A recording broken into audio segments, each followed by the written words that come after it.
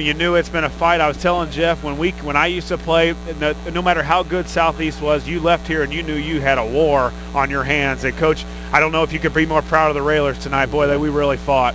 As disappointed as I was a week ago, I'm on the other end tonight. Yeah. I mean, that's a great basketball team. Super quick. Gosh, it's hard to explain, but our kids played with confidence. We got down 10-0, and we talked about it early in the game about me calling timeouts, and I want our kids to know how to play. And we knew how to play. We didn't panic there. We chipped away.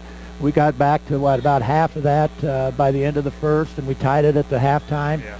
And then I don't even know what the third quarter score was, but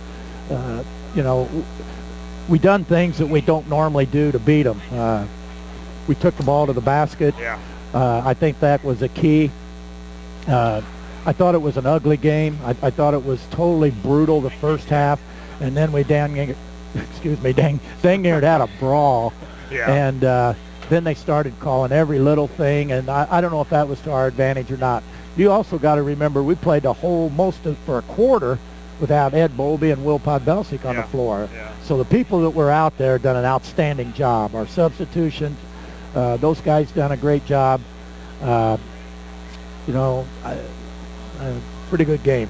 I mean, this is one of those games where, you don't want to say signature win, but this is the kind of game that you can build on and say, this is what we're capable of. And, last week Jacksonville came in, and you have that feeling that they came into Lincoln and stole one. Well, Southeast probably has the same feeling because they got up 10-0 and I think had as much as an 11-point lead early on, but just kept chipping away and chipping away and chipping away. And the one thing that it seemed like this team seemed to feed on tonight was the intensity of Max Cook, and Max was here to play tonight. Well, we talked a little bit. He's been a great point guard. Scoring's not important to him. I don't think scoring's really important to any of our guys. I think you couldn't ask them who scored what tonight. The only thing they know is the Railers won, and that's what it's got to be. But we did talk to Max, and we said, I got to have scoring. We have to have scoring out of Max. Yeah. And he come to play. This was a type of game that makes him pretty good, where he can drive and use his skills. But those are things that we're going to have to work on, is being able to get him into the paint a lot more, because he can create and do some things for us. And I don't know how many free throws we shot, but I think we got to the line quite a bit tonight. Yeah, 9 of 14 from the line, but I think a big key, they only got to the line 4 times, Coach, and they were, when we got their big guys in foul trouble, I thought our guys did a great job on the big guy, Jalen Henry. He only attempted 6 shots. He made 3 of them, but he came in averaging almost 14 a game, 10 rebounds. He had 6 and looks like 5 tonight. Every time he wanted to go, he wanted to put it on the floor, and we had a Railer right in front of him. Well, we talked about that. That's what he wants to do. He wants to put it on the floor. And, from our tapes that we watched, we kind of worked on making sure that we dug the ball and tried to get it. So, because if you don't, he can do damage. Yeah. And, he also made some great passes from the short porch, the baseline there back to the top of the key.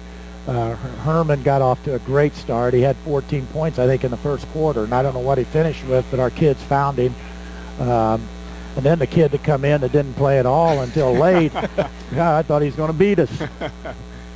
Coach, talk about defensively. What was the discussion in that final timeout? Because you just knew they were going to look to Senor, maybe Anderson, but you didn't think Senor was going to leave this gym without taking the last shot. Well, we didn't want to give up the 3 to lose it. The worst thing we wanted was an overtime, and we done a nice job. We knew it was going to be a high pick. We spent time on it this week where they pick, we bring the wing up, and we try and trap it. But our kids done a nice job. They even had a handoff. I'm sure Coach Thomas is not very pleased with the execution late there, but I think you give our defense some credit. I thought we jumped out. Tyler Horsham stepped up. Will was out there right in the middle of it, and it ended our way. Coach, does it also give your guys some confidence? We're not a team that goes to the basket a lot, but tonight against a very pressure, man-to-man, tough, physical, we shoot 14 of 18 from 2-point land. Our guys can get to the basket and we can finish. Well, Max creates a lot. When he draws all the attention, we can get some things. And Gavin got to the basket, and they're big guys. I thought were real physical and aggressive, and I thought our kids held their composure, and we ended up fouling them out. Right. I thought they should have been out first half. But you know me. Our guys don't foul, and they cloud us. Right. But it was a great game for our kids, and to me, the second half was all about adjusting to the officiating, because it was a ball bat in your hand and whack people, and late in the game, they stripped Max, but he reached out and grabbed his arm, right. And no call. And I like pure basketball where it's fluid, and I'm not a fan of the Big Ten type basketball. In fact, I think Josh at one point tonight said, this has stopped being basketball. Yeah. I mean, it's, again, you got to be in the weight room, and Coach Greg does a great job with our kids in the weight room, and I think we're getting stronger, and, we just got to continue to be in there. I know it's extra time, but we're getting it done at 6:30 in the morning, and, you got to do it. If not physically, we were definitely mentally strong tonight. And that's what I like about our kids. They should know that they can compete against anybody. But they also got to know that if you don't perform, you're going to get beat. Yep. So hopefully it's a great lesson for them tonight to see, and we'll be back. And Coach, one final thing, you talked about having to play a long stretch there without Ed and without Will because of the foul trouble. In a game like this, to come off the bench and be thrown into it, Austin Cruz, Bobby Donoski, Peyton Ebeler did a fine job. Yes, they did. We were. I don't think we missed a beat. I thought we gave up baseline a couple times, which gave us some trouble. I think we were up 4 or 5, and a couple times we gave up the quick baseline. And they're going to drive it. They're well coached. They're good players. All right, Coach, we'll let you go. Congratulations on this one. I think they'll sleep well tonight. They should.